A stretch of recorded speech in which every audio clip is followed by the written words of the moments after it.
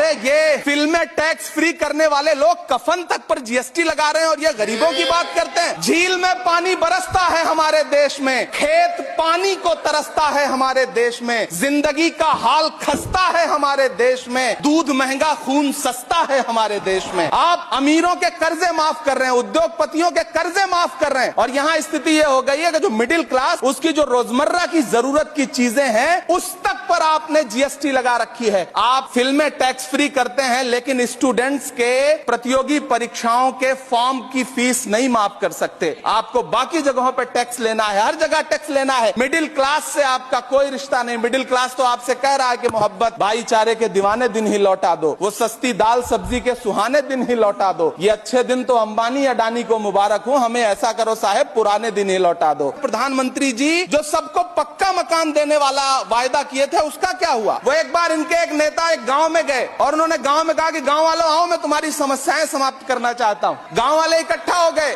नेताजी ने गांव वालों से कहा बताओ तुम्हारी 2 समस्याएं बताओ, मैं दोनों समस्याओं का यहीं पे समाधान करूंगा। तो गांव वालों ने कहा साहब हमारी पहली समस्या है कि हमारे यहाँ कोई हॉस्पिटल नहीं है। तो नेताजी ने मोबाइल निकाला, कहीं फोन मिलाया और मिला के फोन पे पता नहीं क्या कुछ कहा कि यहाँ गांव में हॉस्पिटल नहीं है, हॉस्पिटल तुरंत यहाँ हॉस्पिटल चाहिए। गांव वाले खुश हो गए कि 1 मिनट में यहाँ हॉस्पिटल आ रहा है। अगली समस्या के बारे में उन्होंने नेताजी ने गांव वालों से कहा कि मैंने आपकी पहली समस्या समाप्त कर दी, दूसरी समस्या बताओ। तो गांव वालों ने कहा साहब इस गांव में कोई भी मोबाइल का नेटवर्क ही नहीं है। ये है इनके काम करने का तरीका, ये है झूठ बोलने का तरीका।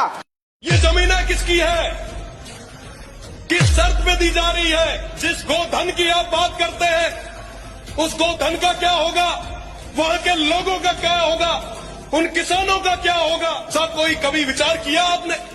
लाखों करोड़ों हेक्टेयर जमीन दे दी, आज भी देते जा रहे हैं। सब इस बदले में आपको मिला क्या?